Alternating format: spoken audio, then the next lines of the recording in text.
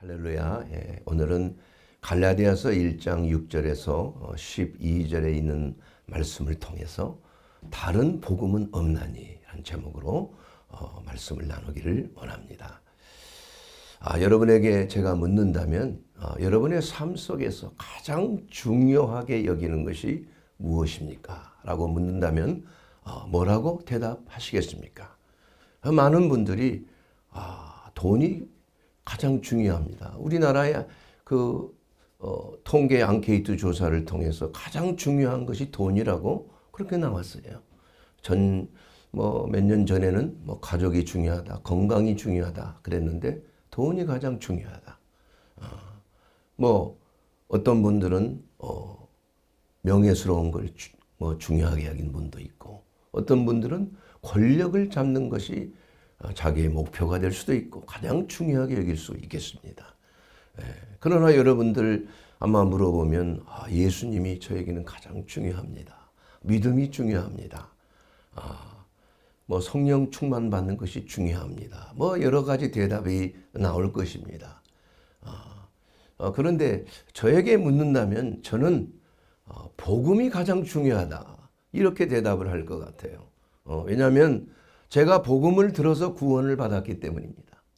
오늘 성경 그 말씀에도 로마서 1장 16절에 있는 말씀을 통해서 보게 되면 내가 복음을 부끄러워하지 아니하나니 이 복음은 모든 믿는 자들에게 구원을 주시는 하나님의 능력이다. 그러므로 우리가 이 복음을 듣는다는 것, 이것은 우리의 삶 속에 있어서 우리의 영원한 생명이냐 아니냐를 좌우하는 가장 중요한 핵심적인 하나님의 은혜가 선물이 되는 것입니다. 우리가 믿음으로 말미암아 구원을 얻었나니 이것은 하나님의 선물이다. 이렇게 에베소서 2장 8절에 말씀하고 있는 것을 우리는 알 수가 있는 것입니다. 그런데 여기서 오늘 갈라디아서 1장 6절 이하에 있는 말씀을 통해서 우리가 보게 되면은 다른 복음을 전하는 자는 저주를 받는다. 이렇게 말씀하시는 걸 보고 깜짝 놀란 적이 있습니다. 다른 복음이 무엇이길래 이렇게 저주라는 말을 썼을까? 이렇게 한번 생각을 해봐서 그 저주란 말이 과연 우리가 생각하고 있는 그러한 저주인가? 마치 부두교에서 어떤 사람을 저주할 때 그 집으로 인형을 만들어서 심장을 쿡쿡 바늘로 찌른다. 옛날에 우리나라 조선시대에도 장희빈이 인현왕후를 해하려고 말이야. 그 신당에 가서 그 저주를 했잖아요. 그래서 실제로 그 인현왕후가 시름시름 앓다가 죽었어요.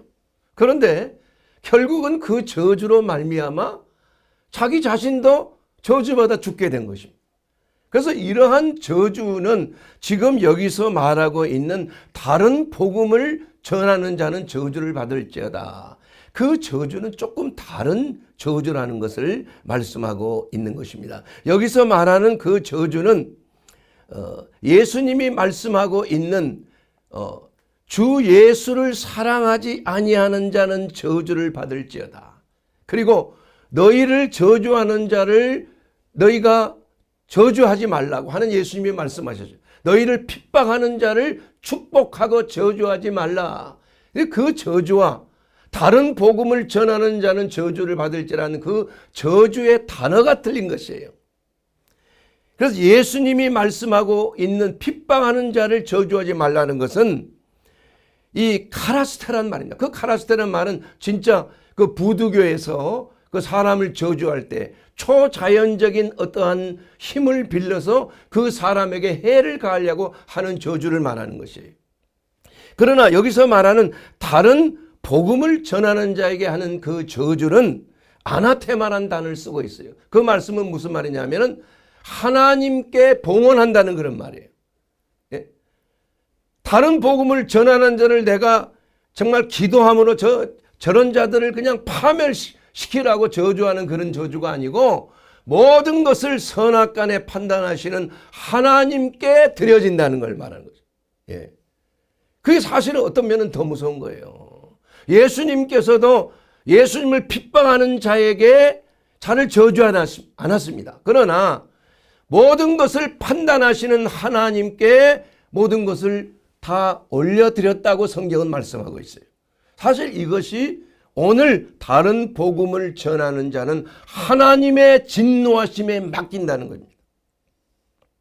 그러므로 우리가 이 다른 복음이라는 것은 그야말로 하나님께서 진노하실 수 있는 무서운 결과를 가져온다는 사실을 우리는 알 수가 있는 것입니다. 그래서 우리에게 혹시나 우리가 지금 믿고 있는 복음이 진짜 복음인가? 혹시 다른 복음이 섞여 있지 아니한가? 이것을 우리가 살펴보지 아니하면 안 되는 것입니다.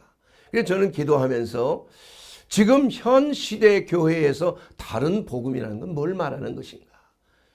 지금 이 사도 바울이 기록한 갈라디아서 1장에 있는 그 말씀 속에 다른 복음을 전했다는 것은 누구를 말하냐면 갈라디아주의를 말하고 있는 것이에요.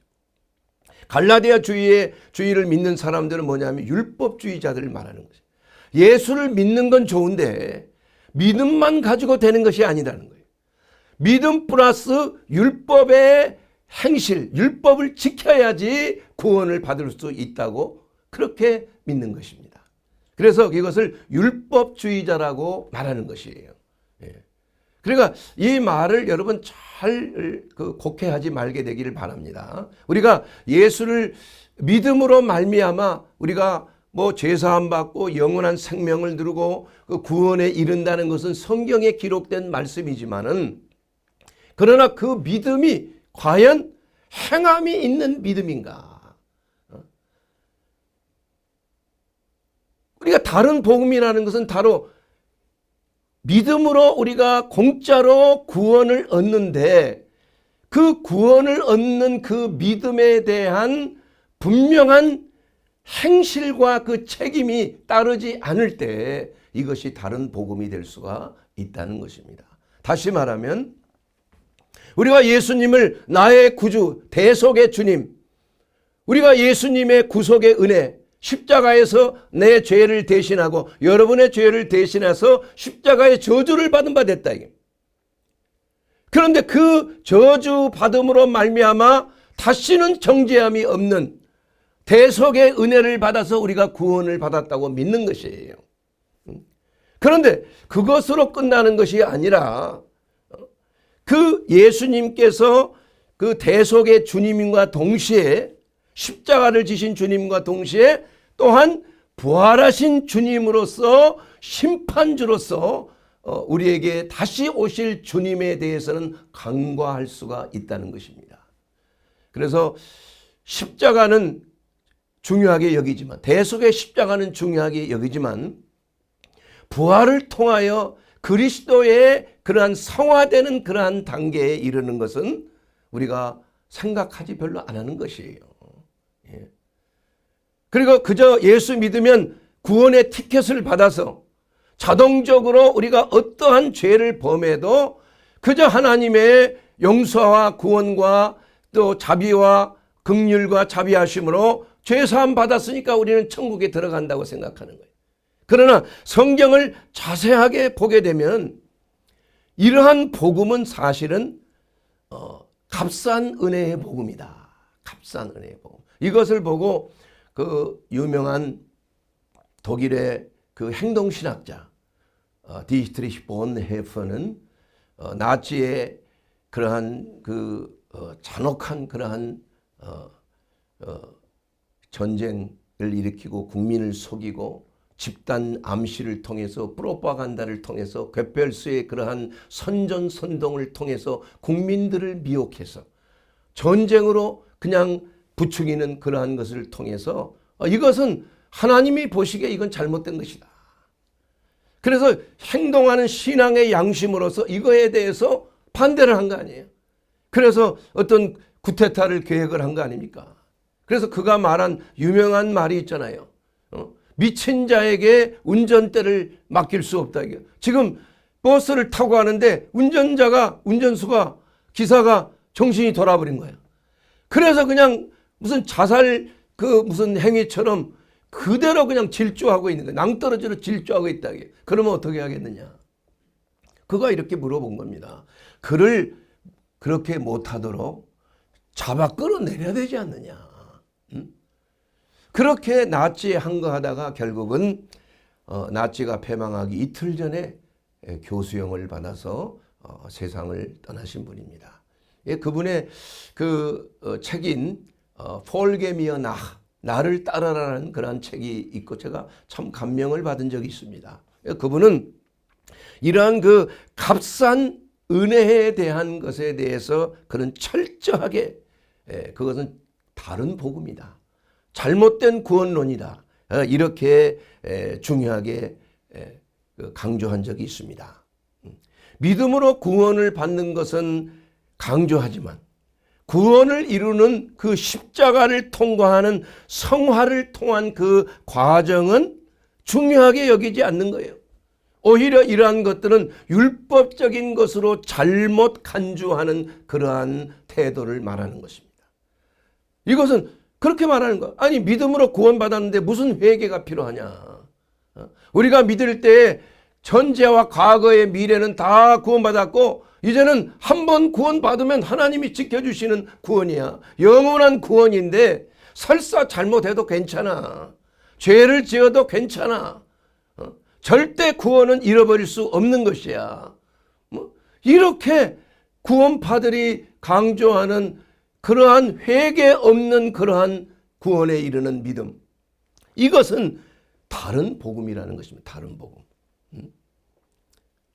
그렇기 때문에 로마서 2장 12절에 있는 그 말씀을 통해서 우리는 사도 바울이 또 강조한 점이 있습니다. 에베소 2장 8절과는 다른 우리가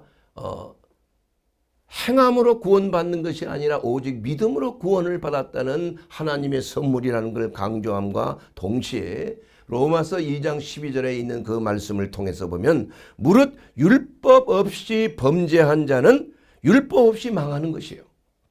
무릇 율법이 있고 범죄한 자는 율법으로 말미암아 심판을 받은 것이라. 하나님 앞에서 율법을 듣는 자가 의인이 아니오 오직 율법을 행하는 자라야 의롭다 하심을 얻으리라. 이렇게 말씀하고 있습니다. 이것은 신약시대 새로운 언약시대에 와서는 율법을 지킴으로 우리가 구원을 받는다는 그런 말이 아니라 우리가 믿는다는 건 뭘 말하는 것입니까? 하나님의 말씀을 믿는 거 아니에요? 예수님께서도 분명히 말씀하시기를 나를 따라오는 자는 자기를 부인하고 자기 십자가를 지고 나를 따르라고 그랬단 말이에요. 그리고 내 말을 듣고 행하는 자라야 나를 사랑하는 자라고 분명히 말씀하고 있는 것입니다. 그래서 믿음에는 반드시 야고보서에 말하는 행함이 없는 믿음은 죽은 믿음이기 때문에 우리가 믿음으로 구원을 받는 것은 맞지만은 그러나 그 믿음 속에 들어져 있는 구원을 이루는 두렵고 떨림으로 구원을 이루는 그 행함이 그 속에 증명이 돼야 진정한 믿음이라는 것을 우리가 인정함을 받는다는 것입니다.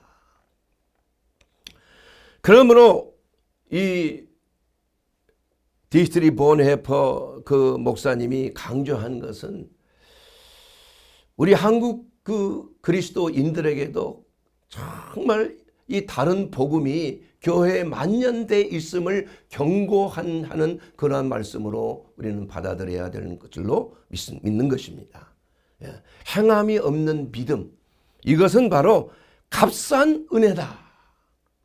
싸구려 상품을 파는 떨이로 팔아버리는 하나의 위로의 복음이다. 그리고 교회 창고에 무진장 어떠한 그 하나님의 선물을 쌓여놓고 그것을 그냥 창고를 열고 찾아 공짜로 제공되는 그러한 것으로 은혜를 생각하고 있다는 것입니다. 우리가 누구에게 은혜를 받으면은 그 은혜를 감사하지 아니하고 자기 멋대로 행한다면 그 은혜를 베푼 사람이 얼마나 실망하겠습니까? 우리는 은혜를 갚는 자가 정상적인 인격을 가진 사람이 아니겠습니까? 하물며 우리에게 영생을 위하여 자기 자신을 희생시킨 예수 그리스도의 그 은혜를 우리가 생각하지 아니하고 그분의 말씀을 지키지 아니하고 그분의 말씀대로 행하지 아니한다면은 우리를 위하여 목숨을 버리신 예수 그리스도의 그 마음은 과연 인정하실까? 우리의 믿음을 인정하실까? 예. 그래서 이 값싼 은혜의 구원, 우리가 구원이라는 것을 너무나 쉽게 그 믿음이라는 걸 하나의 그 지각적인 믿음으로 생각을 하는 거예요. 그러나 믿음에는 반드시 행함이라고 하는 그러한 그 요소가 반드시 같이 포함이 되어 있다는 사실을 간과하는 것입니다. 그래서 우리가 예수를 믿는다는 것을 하나의 예수님을 안다. 예수님이 나의 구주인 것을 내가 알고 믿는다. 이것뿐만이 아니라 플러스 예수님은 우리의 주가 되신다. 왕이 되신다. 우리를 다스리시는 스승이 되신다. 심판주가 되신다는 그 주님에 대한 구주 플러스 주님이라는 그 주님의 양면성을 우리가 우리의 삶 속에 우리의 신앙 속에 이걸 적용하지 아니한다면 그 복음은 다른 복음이 될 수가 있는 것입니다. 틀림없는 것입니다. 여러분. 이것을 보고 값싼 은혜의 복음이다. 이걸 은혜를 주신 자를 모독하는 만홀히 여기는 그러한 복음이기 때문에 사실 그러한 복음은 우리의 삶을 성화시키지 못한다는 거예요. 그러한 믿음을 가진 자는 예수 그리스도를 닮지 못한다는 겁니다. 성화의 단계로 들어가지 못하는 거예요. 우리가 믿음으로 복음을 듣고 우리가 참 구원에 이르는 길에 들어섰지만은 그러나 그 구원은 완전한 구원이 아니라는 것이에요. 그러므로 우리가 이 믿음의 연단을 통해서 우리가 그리스도를 닮아가는 그러한 과정이 반드시 수반되어야 하는 것. 그래서 예수님께서도 사도 바울도 늘 그랬듯이 내가 매일 죽노라. 내가 매일 내 십자가를 지고 나를 쳐서 복종케 한다는 그러한 고백을 한 것처럼 우리의 신앙의 삶은 그저 우리가 믿음으로 구원받고 천국 티켓을 우리가 따놨으니까 더 이상 우리에게는 심판도 없고 우리는 그냥 천국으로 직행한다. 이렇게 생각하는 그러한 다른 복음, 거짓된 복음이 한국 교회뿐만이 아니라 전 세계 교회에 만연되어 있다는 사실입니다. 이건 이단에서만 주장하는 게 아니에요. 우리도 잘못 가르침을 받고 또 이러한 그 십자가를 통과한 부활에 이르는 그 복음의 역사를 우리가 간과해버리는 그저 은혜로 말미암아 구원을 얻는다는 그것에만 포커스를 두고 있다면 우리가 행함에 대한 것은 별로 생각하지 않게 되는 거예요. 자꾸 행하려고 하면 너 율법주의자구나. 행함으로 구원받지 못해. 사람이 믿음으로만 구원받는 거야. 그러나 예수님께서 말씀하시는 거예요. 너의 행함이 어디 있느냐? 너의 믿음이 살아있는 믿음이냐? 내게 보여주라. 그래서 예수님 앞에 섰을 때 예수님은 분명히 행함을 따라 심판하신다고 성경은 분명히 말씀하고 있는 것입니다. 각자의 행한 대로 심판하는 거예요. 성경 어디에도 내가 나를 믿었으니 너 행함이 괜찮아도 괜찮아. 이렇게 말씀하신 적이 없어요. 너희가 주여 주여 한다고 다 천국에 가는 것이 아니라고 누가 말했습니까? 예수님께서 말씀하신 거 아니겠습니까? 내 뜻대로 행하는 자라야 천국에 들어갈 수 있다고 말씀해요. 그래서 그 믿음과 행함은 하나이다. 그러므로 우리가 예수 그리스도의 대속의 은혜를 우리가 받은 우리로서는 그리스도를 닮는 행함의 과정을 통해서 우리가 성화의 단계로 그것을 견인연 오래 참음을 통해서 성화에 이르게 되고 성화에 이른 자는 천국에 들어가서 영화가 되는 영원한 변화를 이루는 영생의 삶을 살 수 있는 이러한 단계를 거치는 것을 진정한 복음이라고 말씀하고 있는 것입니다. 그러나 구속의 주님만을 바라보고 실제로 우리의 심판주가 되시는 주님을 외면한다면 그 사람은 주님으로부터 외면당할 수밖에 없는 것입니다. 또 현대교회에 또 다른 복음이 하나 있다고 저는 생각을 했습니다. 그것은 바로 단편적인 복음이에요. 성경 전체를 보지 아니하고 한 부분만을 강조하는 것입니다. 이러한 그 복음은 영적인 편식을 가져오는 거예요. 그리고 성령의 열매를 맺지 못하는 결과를 가져올 수밖에 없는 것입니다. 그래서 예수님께서는 말씀하시기를 마태복음 7장 19절에 있는 말씀을 통해서 아름다운 열매를 맺지 아니하는 나무마다 찍혀 불에 던지워지느니라. 우리가 예수 그리스도의 나무에, 나는 포도나무에 너희는 가지라 이겁니다. 그러나 어떤 가지는 열매를 맺고 어떤 가지는 열매를 맺지 못한다 이겁니다. 그러면 그 가지 열매 맺지 못하는 가지는 가지치기를 하는 거 아니겠어요? 그리고 농부 대신 농부가 그 가지를 어떻게 합니까? 아궁이 속에 집어넣는 거, 불쏘시개로 치는 거 아니에요? 이걸 예수님께서는 지옥불에 던지우는 거라고 비유를 하고 있는 것이에요. 이러므로 그들의 열매를 알고 그들을 알지니라. 마태복음 7장 20절에 말씀하고 있는 것입니다. 그래서 예수님은 우리가 믿을 때 정말 성령을 받았느냐. 성령을 받는다는 건 뭘 말씀하고 있습니까?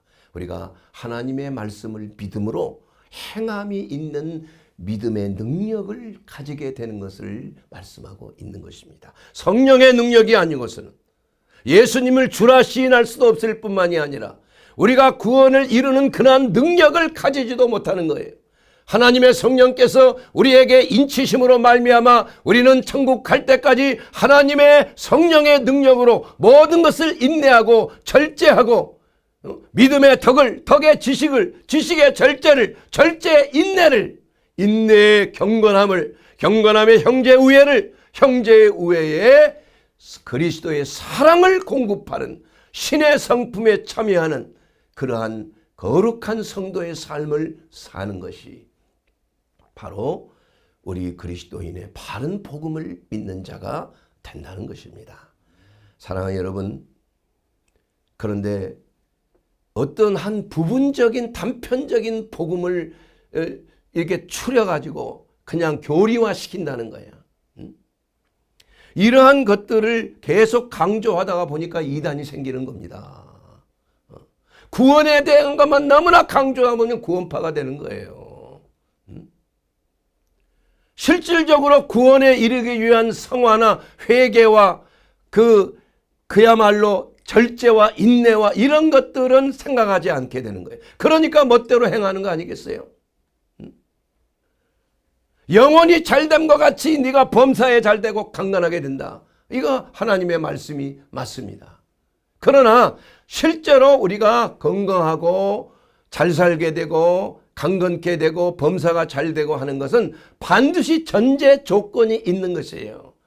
영혼이 잘 돼야 되는 것입니다. 그 영혼이 잘 된다는 그 말을, 그 원어를 보게 되면 혼이 잘 된다는 말이에요. 혼. 영이란 말이 없습니다. 혼이 피식해요. 피식해. 소울을 말합니다. 스피릿이 아니에요. 그래서 우리 혼이 잘 된다는 건 뭘 말합니까? 우리의 지성과 감성과 우리의 의지가 정상적인 방법으로 바르게 세워져야 되는 걸 말하는 것입니다.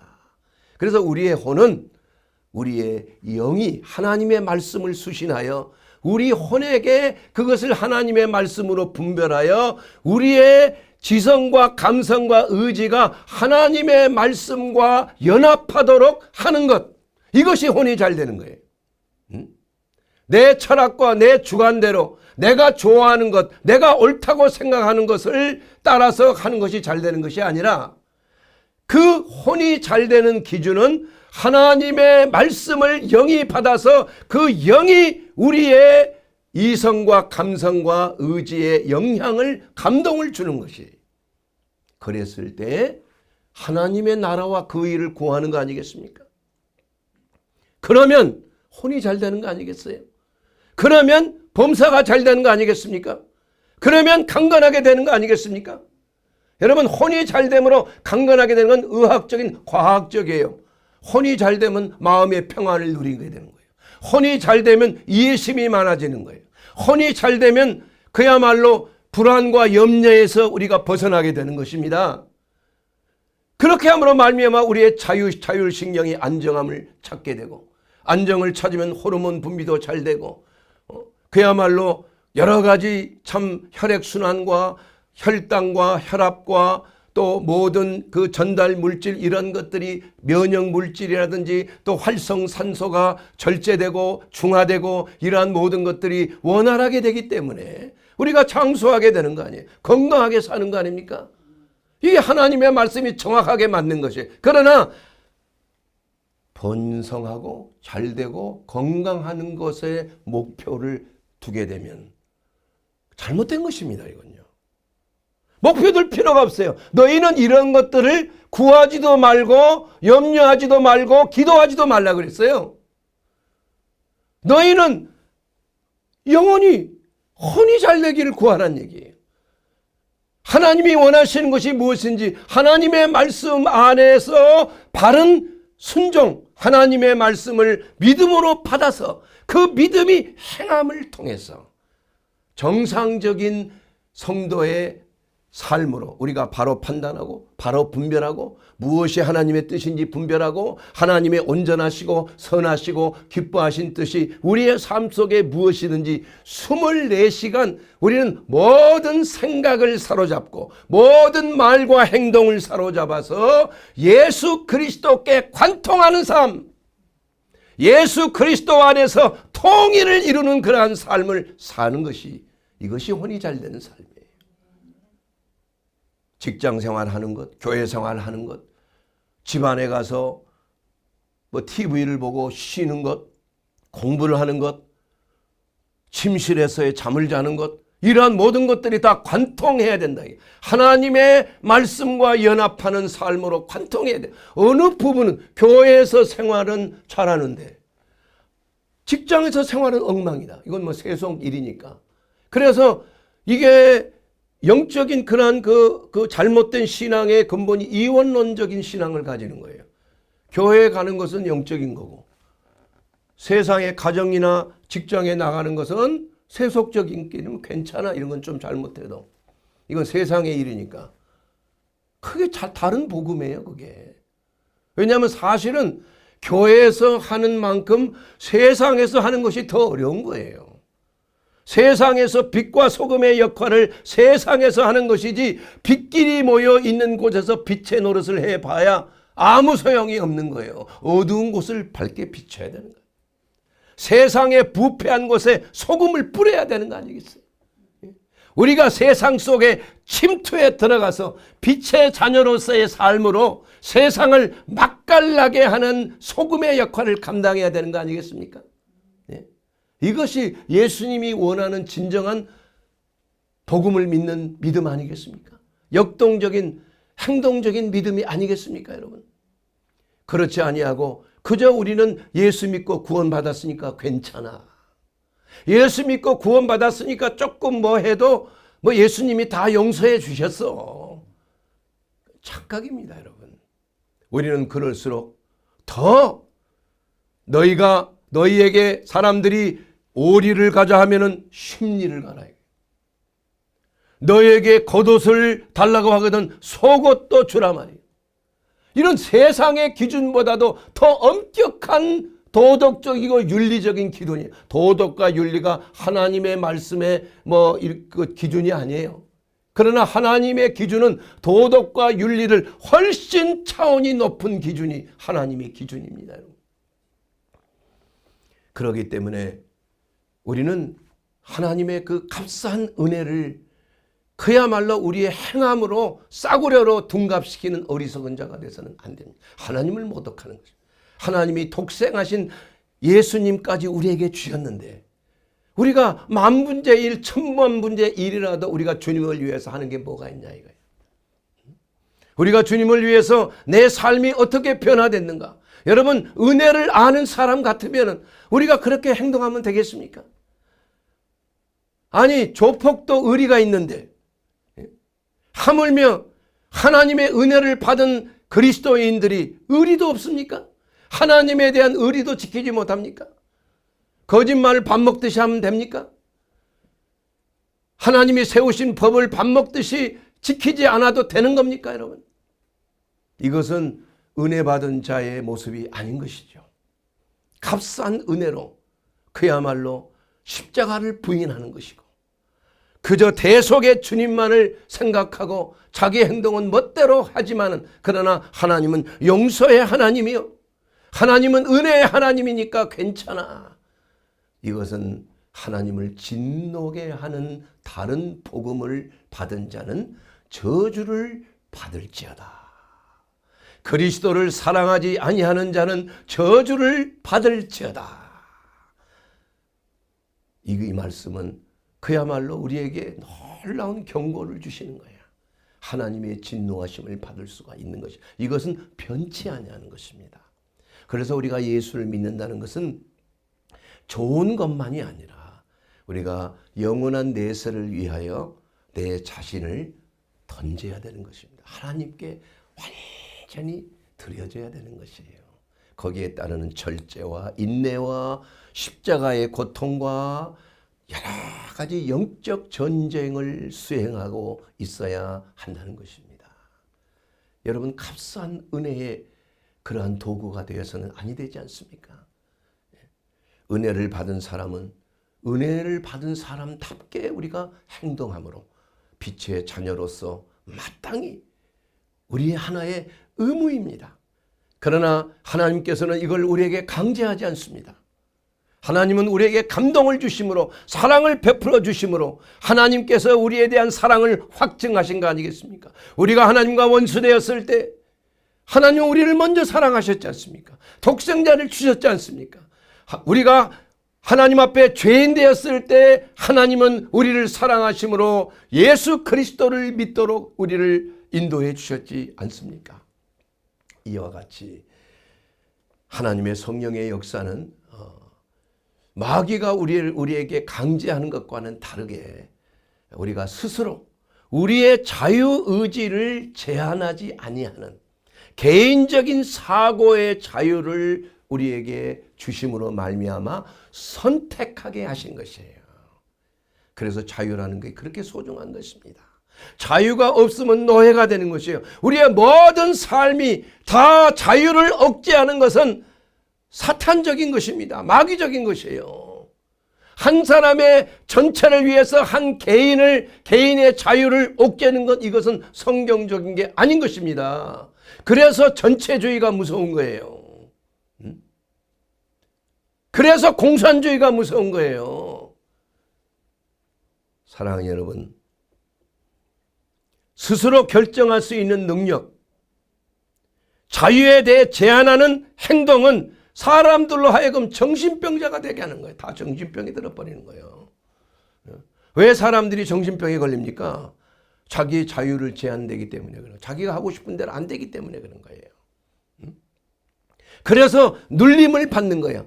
눌림. 아주 그냥 포도주를 만들 때 포도즙틀에 가서 그 장화를 신고 말이야, 몸에까지 올라오는 장화를 신고 그냥 사정없이 밟아버린 거 아니야.